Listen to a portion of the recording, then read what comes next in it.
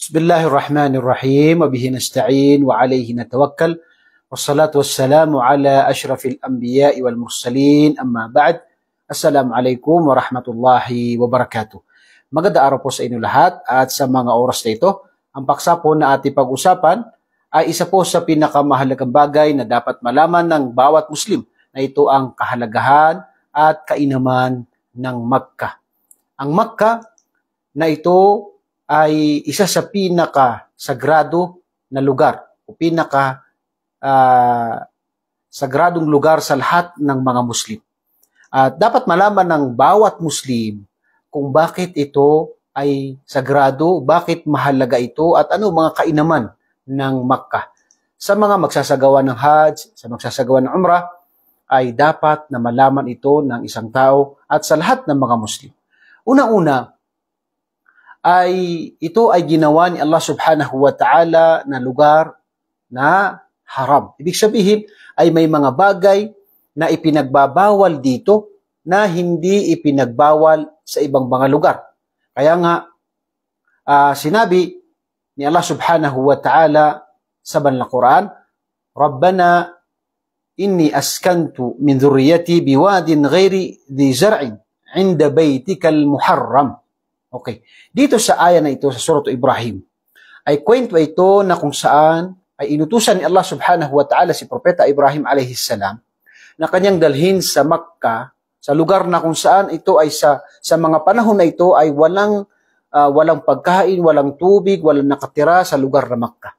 At dahil dito ay nanalangin si Propeta Ibrahim alayhi salam na pangalagaan niya ang kanyang asawa at anak. Pangalagaan ni Allah subhanahu wa ta'ala ang asawa ni Propeta Ibrahim a.s. na si Hajar at saka ang kanyang anak na si Propeta Ismail a.s. At sinabi na dito na biwadin ghaira di zara, walang mga pananim, walang laman ang lugar na ito. At sinabi niya, inda baytikal muharram, at sa lugar na kung saan ito ay muharram. Ang lugar na muharram ay ibig sabihin ay ipinagbabawal dito ang pang-aapi at mas malaking kasalanan kapag ito ay nang-api dito ang mga tao, at ipinagbabawal dito ang pangangaso, ipinagbawal dito katulad na nabanggit sa hadith yung pagpatay, at ito ay malaking kasalanan dito, at yung tinatawag na pagputol ng mga kahoy dito. Kung may mga naiwan na mga bagay ay hindi pwedeng kunin maliban na ito ay ibigay sa mga kinauukulan upang sila yung magparating, magbigay sa may-ari. So dito ay tinawag na haram. Tinawag ito na haram dahil may mga bagay dito na specific na dito lamang ipinagbawal. Okay? Kabilang din sa kainaman ng Makkah ay ginawa ito ni Allah subhanahu wa ta'ala na aminan. Ito ay tinatawag na payapang lugar at ito ay ligtas na lugar. Sinabi ni Allah subhanahu wa ta'ala sa Suratul Baqarah sa panalangin muli ni Propeta Ibrahim a.s. وَإِذْ قَالَ إِبْرَاهِيمُ رَبِّ اجْعَلْ هَذَا بَلَدًا آمِنًا وَارْزُقْ أَهْلَهُ مِنَ الثَّمَرَاتِ مَنْ آمَنَ مِنْهُمْ بِاللَّهِ وَالْيَوْمِ الْآخِرِ. Sinabi sa aya na ito na nanalangin si Propeta Ibrahim a.s. na kanyang sinabi, Ya Allah, gawin mo ang lugar na ito na payapa at ligtas. So kaya makikita natin na tinanggap ang mga panalangin ni Propeta Ibrahim a.s. At dahil sa alam niya na pinatira dito ni Ibrahim a.s. sa utos ni Allah ang kanyang asawa at ang kanyang anak na si Propeta Ismail na walang mga tao sa lugar na ito. At dito ay ginawa itong ligtas ni Allah subhanahu wa ta'ala. At pangalawa ay warzuq ahlahu minath thamarat, at biyayaan mo sila, yung mga tao dito, ng maraming mga pagkain, mga prutas. At makikita natin sa panahon ngayon na alhamdulillah lahat ng pagkain ay makikita natin sa lugar na Makkah. Ito ay sa panalangin ni Propeta Ibrahim a.s. So, ito ay kabilang sa mga kainaman ng tinatawag na Makkah. Ang Makkah ay napapaloob dito ang Kaaba. Napapaloob dito ang Kaaba. Na ito ay muling ipinatayo ni Propeta Ibrahim a.s. at ni Propeta Ismail a.s. na kanyang anak. Okay? So dito ay makikita natin ang isa sa kahalagahan ng lugar na Makkah, kasi napakalawak ang Makkah at mayroong mga boundaries ito. May mga boundaries dito. Okay. So dito, isa sa kainaman dito ay nandito ang Kaaba. Nandito ang Kaaba. At sinabi sa banal na Quran, sinabi ni Allah, "Inna awwala baytin wudi'a lin-nasi lalladhi bi Bakkah mubaraka wa hudan lil alamin." Sinabi ni Allah subhanahu wa ta'ala, katotohanan na ang pinakaunang bahay-sambahan na nilagay para sa mga tao ay ang lugar na ito ay nasa Makkah. Yung bahay-sambahan na ito ang Kaaba, na ito ay napapaloob sa tinatawag na Makkah. So ito ay kabilang sa mga kainaman ng Makkah na ito ang pinakaunang bahay-sambahan. At nabanggit sa hadith na tinanong ni Abu Dharr radiyallahu anhu, si Propeta sallallahu alaihi wasallam, sa hadith Imam Bukhari at Imam Muslim, kung ano ang pinakauna na bahay-sambahan. At sinabi sa lupa, sinabi ni Propeta sallallahu alaihi wasallam na ang Masjidul Haram. Ang Masjidul Haram. Pagkatapos ay nagtanong muli si Abu Dharr at sinabi ni Propeta Muhammad sallallahu alaihi wasallam na Masjidil Aqsa. Pangalawa, ang Masjidil Aqsa, at ang pagitan nila ay kam bainahuma, ang pagitan nila ay 40 aman. 40 taon ang pagitan ng tinatawag na pagpapatayo ng Masjid Al-Haram, na ito ang nasa Makkah, at saka ang Masjid Al-Aqsa. So ito po ay kabilang sa kanyang kainaman na napapaloob dito ang Kaaba, na unang bahay-sambahan na nilagay ni Allah subhanahu wa ta'ala, itinalaga ni Allah subhanahu wa ta'ala, at pagkatapos ay saka ipinatayo ang Masjid Al-Aqsa, na kung saan ito rin ay sa pamagitan ng utos ni Allah subhanahu wa ta'ala. Pang-apat ay kabilang sa kainaman niya ay binanggit ni Allah sa Suratul Shura na litundira Ummul Qura. Ummul Qura ang pinakasentro. Pinakasentro ang Makkah, lalo sa lugar ng mga Muslim, at lahat ay dito makikita natin sa panahon ngayon. Yan ang pinakasentro ay ang tinatawag na Ummul Qura, nabanggit sa Quran na ang Makkah. Kabilang din sa kainaman niya ay nandito ang Qibla. Ibig sabihin, ito ang Qibla ng bawat Muslim. At hindi lingid sa kaalaman ng lahat na ang unang Qibla ay ang Masjid Al-Aqsa. At pagkatapos ay inutos muli ni Allah subhanahu wa ta'ala na ang maging Qibla ay ang Masjid Al-Haram sa Makkah. At ito ay sa pamagitan ng utos ni Allah dahil siya ang tagapaglikha. Dahil siya ang tagapaglikha at gagawin niya kung ano ang gusto niya at kung ano ang alam niya na makakabuti sa kanyang mga alipin. At dahil dito ay sinabi sa Suratul Baqarah na wa min haythu kharajta fawalli wajhaka shatr al-Masjidil Haram.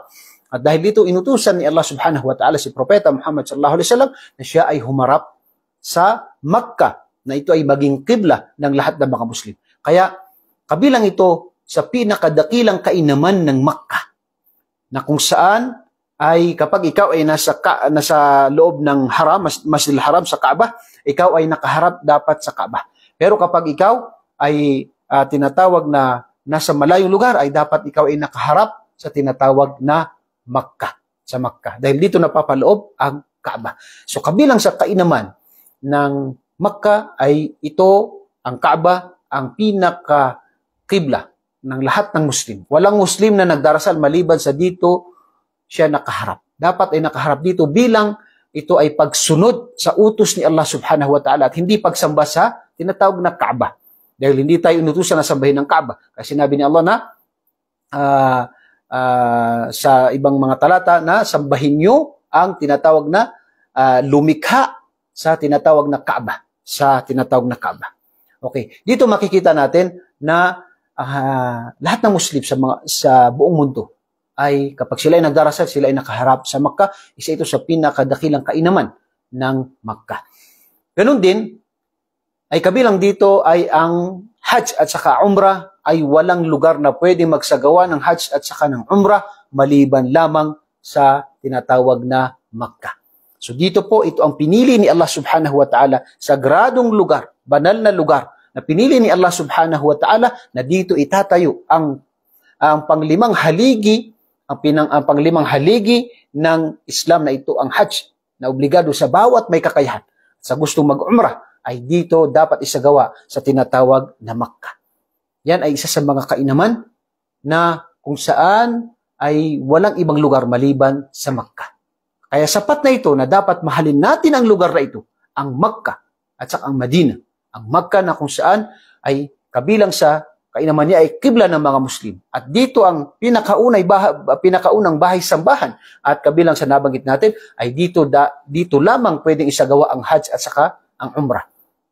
Sino man ang magsagawa ng Hajj na hindi siya nakapagsalita na masama, nakagawa na masama, ay raja'a kayawmi waladathu ummuhu. Para siya bumalik na wala siyang kasalanan, parang bagong panganak. At sino man ang mag-umrah, pagkatapos ng umrah, ay kapatawaran sa pagitan ng dalawang umrah na ito. Kabilang sa kainaman ng Makkah ay pinakamainam na lugar at pinakamamahal kay Allah at sa kanyang propeta Muhammad sallallahu alaihi wasallam. Sa isang hadith, sinabi ni propeta sallallahu alaihi wasallam kay Aisha na, "Wallahi, innaki la khairu ardillah wa ahabbu ardillah ila Allah walaula anni ukhrijtu minki ma kharajtu." Sinabi ni propeta sallallahu alaihi wasallam kay Aisha, siya ay sumusumpa, "Ya Aisha," sabi niya, "Wallahi," sinabi niya, at siya ay nakatingin sa tinatawag na lugar na Kaaba sa Makkah. Kung sa sinabi na, ikaw ang pinakamainam na lugar sa balat na lupa. Pinakamainam. At pinakamamahal ni Allah subhanahu wa ta'ala na lupa. At pinakamamahal ni Propeta sallallahu alaihi wasallam, laula anni, kung hindi lang ako itinakwil, pinaalis ng mga tao dito, yung mga tao na mga kamag-anak ni Propeta sallallahu alaihi wasallam, dahil sa kanyang pagpaparating ng mensahe ng Islam, ay hindi ako lalabas dito. Yan ay isa sa mga kainaman na nabanggit sa hadith ni Propeta sallallahu alaihi wasallam na kainaman ng Makkah. Kabilang sa mga kainaman ay ang sala at gawaing pagsamba sa Makkah, lalo na sa boundary ng tinatawag na Makkah, ay doble ang gantimpala, lalo na yung sala. Dahil ang nabanggit ni Propeta sallallahu alaihi wasallam ay as-salat fi masjidi hada afdalu min alfi salatin fi ma siwa. Sinabi ni Propeta sallallahu alaihi wasallam, illa al-masjid al-haram. Yung sala sa masjid, min alf sala. Okay. Yung sala sa tinatawag na masjid na Madina at sa ibang masjid ay mas mainam ang sala sa masjid ni Propeta sallallahu alaihi wasallam na ito ang Madina kaysa tinatawag na ibang masjid ng mas mainam ang sala sa kanya masjid sa Madina ng 1,000. Maliban lamang sa Masjid al-Haram dahil nabanggit sa hadith na 100,000.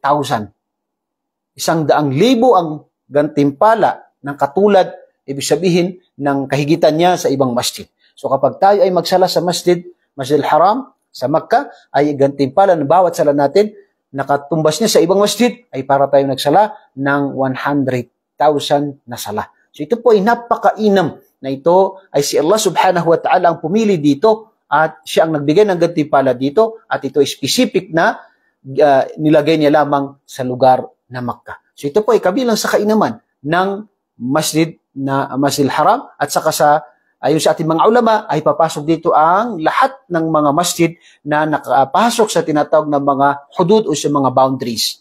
Kapag masok sa tinatawag na boundaries sa Masjid al-Haram ay makukuha nila ang gantimpala na ito. Kabilang sa kainaman ng Makkah ay kabilang sa 3 masjid na pinahintulutan na tayo ay tinatawag na maglakbay. Tayo ay tinatawag na ibig sabihin ay maglakbay na bilang pagsamba. Bilang pagsamba kay Allah subhanahu wa ta'ala sa lugar na ito. Maglakbay ng malayo para sa pagsamba kay Allah subhanahu wa ta'ala na masjid ay ang 3 masjid. Ang masjid sa Makkah, Masjid al-Haram, ang Masjid al-Aqsa at saka masjid ng Propeta sallallahu alaihi wasallam. Ito ay nabanggit sa hadith Imam Bukhari at Imam Muslim. Anna ar-rihala la tushaddu ar-rihal illa ila 3 masajid.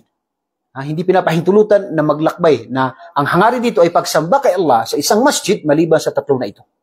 Ang Masjid al-Haram, Masjid al-Aqsa at saka masjid ni Propeta sallallahu alaihi wasallam. At kabilang sa kainaman ng Makkah ay sinabi ni Allah subhanahu wa ta'ala ay ito ay ginawa niyang kamahal-mahal. Ginawa niyang kamahal-mahal sa tinatawag ng mga tao na kung saan hindi sila magsasawa sa tinatawag na pagpunta sa lugar na ito. Kasi sinabi ng Allah subhanahu wa ta'ala, وَإِذْ جَعَلْنَا الْبَيْتَ مَثَابَةً لِلنَّاسِ Suratul Baqarah. Ay ginawa namin, sinabi ni Allah, ginawa namin itong Kaaba, itong Makkah, na ito'y kamahal-mahal. kamahal-mahal sa mga tao. Kaya kahit na sa atin magbebenta ng mga ari-arian para lang makapunta sa Makkah, ito po ay kabilang sa tinatawag na sinabi ni Allah subhanahu wa ta'ala na ito ay gagawin namin kamahal-mahal. Ibig sabihin kalugod-lugod. At makikita ng mga tao kahit nakapunta na, gusto pa rin yung pumunta sa lugar na ito dahil ito po ay sinabi mismo ni Allah subhanahu wa ta'ala na kanyang gagawin na ito ay kalugod-lugod, kamahal-mahal, at yung palagi mong gustong pumunta sa lugar na ito. Hanapin mo ang lugar na ito.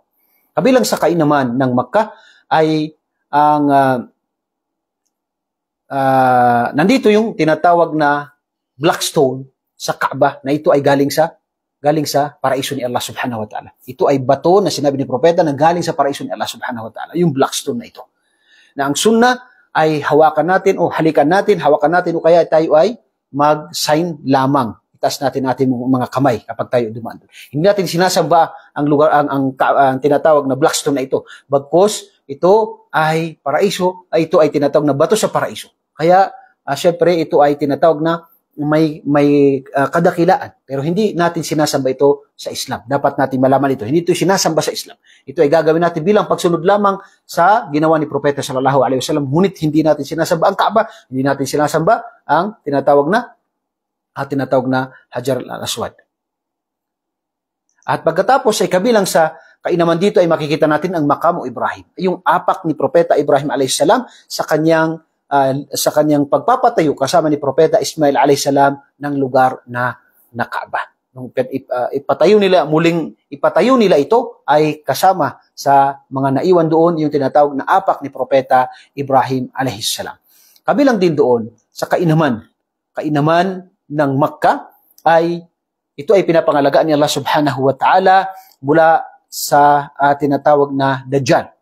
Si Dajjal ay darating na pinakamalaking fitna na kung saan papasukin niya lahat ng lugar at halos lahat ay mapapaniwala niya maliban sa siya ay hindi makakapasok sa lugar na tinatawag na Makkah.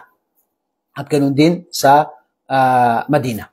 At kabilang ito sa kainaman ng Makkah, na kung saan hindi makakapasok. Sabi dito ay laysa min baladin illa sayata'u Dajjal illa Makkah wal Madina.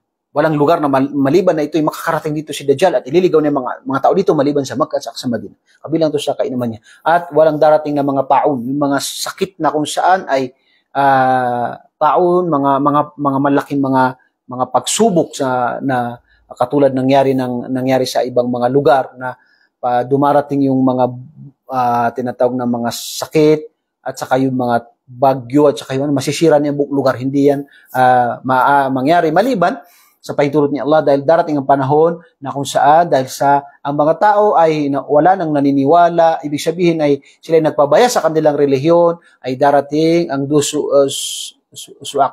suakatain, yung sa hadith na nabanggit ni Propeta sallallahu alaihi wasallam na mula sa Habasha, na isang lalaki na mula sa Habasha na sisirain niya ang Kaaba dahil sa pagpapabaya ng mga tao na pagkakulang ng kanilang pananampalataya at dahil dito wala nang sumasamba, wala nang gumagawa ng mga pagsamba ay sisirain ng tao na ito. Ito ay simula ng araw ng paghuko.